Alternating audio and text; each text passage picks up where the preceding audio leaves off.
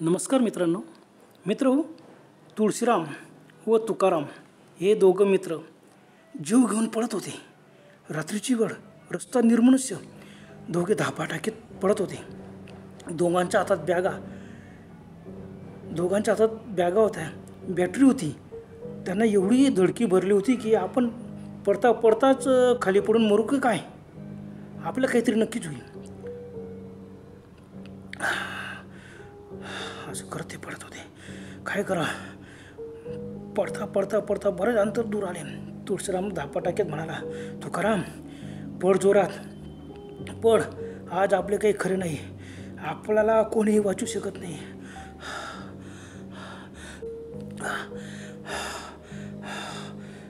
आणि जोरजोरात पडत होते. तुकाराम कसं बसं म्हणाला, अरे तुळशीराम, माझ्याकडून तर पळवले पण जात नाही, पायात खूप गोळे आले आहेत, थांब थोडा थांब असं म्हणून तुकाराम लगेच थांबला. आता नाईलाज म्हणा किंवा तुळशीराम पण खूप थकला होता म्हणा, तो पण पटकन थांबला. मागे उडून दोघांनी पाहिले. दोघांच्या हातात बॅटऱ्या होत्या. बॅटरी जोरात मागे टाकला. रस्त्यावरती कोणीच नव्हते. एकदम शांत वातावरण, फक्त रातकिळ्यांचा आवाज व दोघांचा जोरजोरात धापा टाकण्याचा श्वासाचा आवाज येतो. बापरे, तुकाराम, काही खरं नाही आपलं. आता मग आपल्याकडून पळवलं जात नाही, काय करा. त्यांना नीट बोलता येत नव्हते. आता दोघे 30 वर्षाचे तरुण, पण असे काय झाले, ते एवढे का घाबरले होते. पण ते ज्या रस्त्यातून पडत होते त्या रस्त्यावर दूरपर्यंत त्यांनी बॅटरीचा उजेड टाकला. कोणीच नव्हते. दोघांना असे वाटले. त्यांनी आपल्या बॅगा रस्त्यावर ठेवल्या व पटकन तुकाराम जमिनीवरच बसला. त्याच्या अंगात त्राणच नव्हते. आणि तो बसला म्हणून तुळशीराम पण फटकन खाली बसला, मांडीवरून डायरेक्ट. आजूबाजूला पाहिलं, एखादंही वाहन येणे, कोणीच नाही. जोरजोरात धाप टाकीत होतं. त्यांना बोलता सुद्धा येत नव्हतं. काय झालं होतं असं. आणि मग दोघांचे तोंडे ज्या बाजूने ते पळत आले होते ना, तिकडेच होते. कसे काय झाले होते, असे काय झाले होते, ते एवढे काय घाबरले होते. त्यांच्या मागे वाघ लागला होता काय, चोर लागला होता का दरोडेखोर, काय माहीत. रस्त्यावर पूर्ण अंधार होता. काय करावे दोघांना सुचत नव्हते. धापाटाकीत रस्त्यात बसून राहिले. दोघं म्हणाले, आता आपलं खरं नाही, आपण आता घरी पोहोचू शकत नाही, काय करायचं. तुकाराम म्हणाला, माझे पाय इतके दुखत आहे की आता मला उठून पडायची ताकदच नाही, काय करायचं रे. तुळशीराम पण तीच गत झाली होती, करणार काय. रस्त्यावर बसून ते बॅटरीचे उजेड फक्त रस्त्यावर टाकत होते. ज्या दिशेने ते पडत आले त्या दिशेला त्यांनी टाकलं. मित्रांनो, त्याच्याशी झाले की हे दोघे मित्र सुरत येथे गेले होते. रात्रीच्या रेल्वेने ते अंमळनेर स्टेशनवर उतरले. त्यांचे गाव अंमळनेरपासून जवळच म्हणजे 5 किलोमीटरवर असलेले धार हे गाव, हे छोटेसे गाव, अंमळनेर मारवाड रस्त्यावर पहिलेच गाव. ते रेल्वे स्टेशनवरती उतरले. रात्रीच्या 1 वाजला होता. आता स्टेशनला लागूनच मारवाड रस्ता लागतो. ते रेल्वेच्या गेटपर्यंत आले. रेल्वे आणि रस्त्याच्या गेटपर्यंत आले. आता रेल्वे गेट बंद झालेलं आहे. ओव्हरब्रिज झाल्यामुळे ते ब्रिज खालून, जिथे ओव्हरब्रिज खाली उतरतो तिथे म्हणजे उजव्या हाताला श्रीराम मंदिर, अतिशय सुंदर टुमदार मंदिर आहे. बस तिथं तो रस्ता उतरतो. आणि डाव्या हाताला प्रताप कॉलेज. दोघांनी आपल्या बॅगा खांद्याला लटकवल्या आणि तिथपर्यंत चालत आले. नेहमीचेच होते ते. तिथे आल्यावर एखादे वाहन किंवा मोटरसायकल मिळते, बस त्याला लिफ्ट मागायची, धारपर्यंत ते सोडून देतात. पण आज त्यांचं काय झाले, रात्री 12 वाजता येणारी गाडी नेमकी लेट झाली. 1 वाजता आली. त्यांनी घड्याळात पाहिले, 1:30 वाजला होता. काय करायचं, ते जिथं तो ओव्हरब्रिज उतरतो तिथे बराच वेळ बसून राहिले. 15 मिनटं झाले, ते एकही वाहन नाही. आता बापरे, उशीर खूपच झालेला आहे. आपणास एखादे वाहन मिळण्याची शक्यता कमीच आहे. काय करावे. गावात एवढ्या रात्री नातेवाईक किंवा मित्रांकडे सुद्धा जाणे बरोबर नाही. मग दोघांनी विचार केला की चला, गाव काही जास्त दूर नाही, आपण नेहमीच पैदल निघून जातो. आपल्याजवळ बॅटरी पण आहे. दोघांकडे बॅटरी होत्या. इथे थांबण्यापेक्षा चालत राहू, एखादे वाहन रस्त्यात मिळेलच, ते मिळाले का आपण चालले जाऊ. नाहीतरी अंतर कमीच आहे, तोपर्यंत जेवढं अंतर कापता येईल तेवढं निघून जाऊ. आणि नेहमीची सवय, आपण वाहन नाही मिळालं तरी आपण दाराला पोचून जाऊ, पण घरीच जायचं, गावात कुठं जायचं नाही, आम्हाला शहरात कुठंच जायचं नाही असं त्यांनी ठरवलं. कारण 5 किलोमीटर काही जास्त अंतर नाही आणि चंद्रप्रकाश खूप कमी होता, पण रस्ता अतिशय मस्त दिसत होता. बॅगेतून त्यांनी पाण्याची बाटली काढली, पाणी पिले, मग दोघे गप्पा मारत हळूहळू न घाबरता आपल्या गावाच्या दिशेने निघाले. म्हणजे धाड रस्त्याने निघाले. रात्रीची वेळ, रस्ता निर्मनुष्य होता, फक्त त्यांच्या चालण्याचा आवाज व गप्पा करण्याचा आवाज येत होता. रस्त्यात 1-2 ठिकाणी मळे होते, तेथे झोपड्या होत्या, लाईट चालू होते, गुरंढोरं बांधलेले होते. बस त्यांनी ते बघितलं आणि पुढे निघून गेले. आता त्या रस्त्यावरती धार येईपर्यंत बऱ्याच ठिकाणी मळे आहेत, काही रस्त्याला लागून झोपड्या आहेत, काही मध्ये आहेत. परंतु आहे सासूल बुवा, काही झालं तर मोठमोठ्या आरोळी मारली तर लोक धावत येतील, मळ्यात झोपलेलेच असतात. बस ते मस्त गप्पा करत निघताय. पण त्यांना वाटलं काय कमाल आहे, आज आपल्याला एक सुद्धा वाहन भेटत नाही. तुकाराम म्हणाला, अरे रात्रीच्या आता 1:30-1:45 होत आहे, आता कशाला वाहन भेटते एखादं, आपल्याला नेहमी लवकर येतो तर वाहन मिळतात. बस गप्पा करत करत चालले होते. साधारणतः 1-1.5 किलोमीटर पुढे आले असतील. पुढे आजचं काय आहे, तिथं असं थोडंसं खोलगट नाला आहे आणि खोल नाल्याला असे वळणं आहेत. ते वळण गेलं का पुढे परत रस्ता वरती चढतो तो पूर्ण मग सीधा पुढे जातो. पण तो नाला वाहतो आणि रस्ता मात्र नाल्यातून खोलगट आहे. तिथं पूल वगैरे काही झालं आणि त्या खोलगट नाल्यातून ते चालत होते. चालत ते पुढे आला तर जिथं चढाव आहे त्या ठिकाणी थोडेसे थांबले. मागे बैल एखादं वाहन येतो. तुळशीराम म्हणाला, आपण बरेच अंतर पुढे चालला, आता गाव किती दूर राहिलं, आता आपण जवळजवळ 2-2.5 किलोमीटर तर पुढे येऊन गेलो नसेल. काही नाही, जेवढे आता आपलं गाव काही जास्त दूर नाही, नाही मिळालं तरी आपण निघून जाऊ. त्याचे गप्पा करत तिथं उभे होते. आजूबाजूला पाहायला कोणीच नव्हतं. आता नाल्यात त्यांनी सर्व बाजूला बॅटरीचे उजेड टाकून पाहिले. चंद्रप्रकाश एवढा नव्हता, पण बॅटरीच्या उजेडात मस्त दिसत होतं. सर्वीकडे सुमसाम होते. नाल्यात एखादं जंगली प्राणी वगैरे त्यांनी साप बिप तर नाही म्हणून त्यांनी आजूबाजूला पाहून घेतलं आणि मग चला आता पुढे नेऊ. मग ते थोडंसं जास्त चढवणे, असं थोडं चढवणे चढू लागले. तेवढ्यात त्यांना पाठीमागून कोणीतरी स्त्रीचा आवाज आला, हो भाऊ थोडे थांब, मला पण येऊ द्या की मी एकटीच आहे. ते दोघे एकदम चचकले, बापरे एवढ्या रात्री असतात, कोण ही स्त्री, आपणास हाक मारते आहे. ते पटकन थांबून त्यांनी दोघांनी रस्त्याच्या मागे ओढून पाहिले. बॅटरीचे उजेड इकडे तिकडे टाकला, रस्त्यावर तर कोणीच नव्हते. तुकाराम म्हणाला, अरे तुळशीराम, तू बाईचा आवाज ऐकला का? तुळशीराम म्हणाला, अरे आवाज ऐकला म्हणून तर मी पण थांबलो व तुझ्यासोबत रस्त्यात, पण रस्त्यात तो कोणी दिसत नाही. आपल्याला भास तर झाला नसेल? नाही, एका वेळी दोघांना भास कसा होईल? तुळशीराम लगेच म्हणाला, ते थोडेसे जाऊ द्या, चला पुढे चालायला लागलं. परत आवाज आला, ओ भाऊ थांब, मला पण येऊ दे. बापरे, अरे कोण आहे? मग तुळशीराम म्हणाला, कोण आहे ताई? आता बोलत का नाही? सर्वीकडे शांतता, काहीच उत्तर आले नाही. तुळशीराम म्हणाला, आपल्याला भास झाला असेल. तुकाराम म्हणाला, अरे काय घडी काय भासच होईल का? काही सांगतो तू, कसा भास होणार दोघांना? मग ते दोघं माघारी फिरले, परत धारच्या दिशेने जाऊ लागले. तेवढ्यात परत हाक आली, भाऊ थांब, थोडे थांब, मला घेऊन चला. हां, परत तिथं चिकले. बापरे, तिसऱ्यांदा हाक. मागे उडून पाहिले, बॅटरीच्या प्रकाशात टाकला पण कोणीच नाही. आवाज आला, भाऊ मी इकडे आहे, इकडे या. बापरे, आता आवाज नाल्यातून येत होता.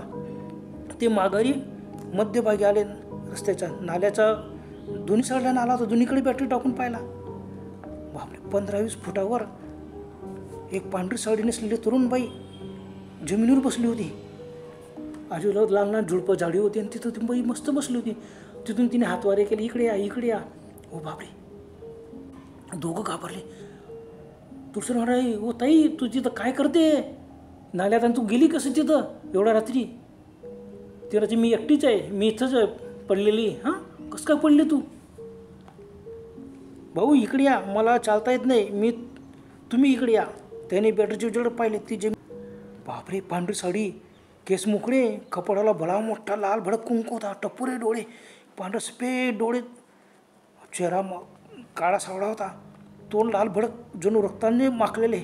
ओ बापरे, यांच्यापासून फक्त 15 फूट अंतरावर. ओ बापरे, काय आहे? तुकाराम म्हणाला, एवढ्या रात्री तू नाल्यात कशी काय व एकटी कशी काय? ती म्हणाली, भाऊ मी इथेच नाल्यातच राहते, एकटीच आहे. बरे तुम्ही मला भेटले, इकडे या, मला घेऊन चला. बापरे, दोघांनी इकडे तिकडे पाहिले. दोघे एकदम घाबरले. त्यांना वाटलं ही काहीतरी भयानक भानगड आहे. बापरे. मग त्यांनी ठरवलं नाही काही जायचं नाही. त्या बाईपर्यंत रस्त्यावरच राहिले. बस काय आता ते येत नाही म्हणून ती बाई सरपटत दोन्ही हात जमिनीवर ठेवून सरपट येऊ लागली. त्यांच्या दिशेने येऊ लागली. बॅटरीला त्यांनी पाहिले, तिचे लांब लचक हात होते आणि ती असे लांब हात टाकत होती आणि असे सरकत येत होती. बापरे, म्हणजे तिची कमरे खाली पाय आहेत का नाही. बॅटरीच्या उजेडात पाहिलं तर पायसुद्धा दिसत होतं. मध्ये सरपडते काय. तुकाराम म्हणाला, ताई तुला कोणीतरी गाडीने ठोकर दिली की काय? तू इथे इतक्या लांब कसं काय फेकली गेली?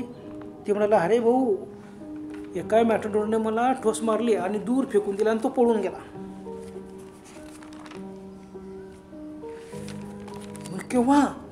अरे भर दुपारी मॅटाडोरने मला ठोस मारली. मी पायी जात होती, दूर फेकली गेली व मेलीच. बापरे. एवढे दोघे घाबरले. अरे बापरे, रस्त्यावर तू दिवसा फेकले, लोकांनी तुला पाहायला कसं नाही, नेलं कसं नाही? आणि ती म्हणाली, कसे नेते, मी तर मेली, नंतर मला घेऊन गेले. हां, मेली मग तू इथं कशी? बापरे. दोघांच्या अंगाला एकदम थरकाप सुटला, घाम सुटला. त्यांना काय करावं काही समजतच नव्हतं. परत ते त्यांच्या दिवशी निघाले. तुकाराम म्हणाला, अरे बापरे, ही सांगते आहे मी मेली, मग कशी काय जिवंत होऊन येत आहे? अरे तुळशीराम, हे भूते पळ. मग दोघे मागे सरकले. बॅटरीच्या उजेड तिच्या अंगावर टाकून ठेवला. ते मागे सरकले. मग ते हळूहळू सरपट येत होती. तुकाराम पण ती मेली असती तर वेगाने आपल्या जवळ आली. ती सरपटत कसं काय येते?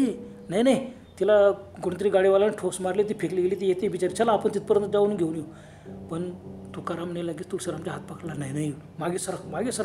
ते मागे सरक. मग काय, ती त्या नाल्यातून गवतातून झुडपातून अशी सरपटत आली, एखादा सरडाच्या आला होता तसं, आणि लगेच रोडाला आली आणि स्पीडली यांच्याकडे यायला लागली. बापरे, हे घाबरले. मग आणि परत सुटले भूत करत. परत थांबले, मागे ओढून पाहिला तो ती इतक्या वेगाने आली. ते 15 फुटावरती. ओ बापरे, लाल भरक जी बाहेर काढली, दात विस्कटलेले, आणि ती खतखत हसू लागली. ते म्हणत, बरं झालं भाऊ तुम्ही मला सापडलं, तुम्ही मला नेत नाही ना, थांब मीच तुम्हाला नेते. ओ बापरे. दोघांनी एकमेकांच्या हातात बॅगा खांद्याला लटकवल्या, हातात बॅटरी. अरे पळ तुळशीराम, तुळशीराम तर तुकाराम पळ. आता आपलं काही खरं नाही. बस धापाटाक्यात पडत आले. असे पडता त्याला बोलता बी येत ना.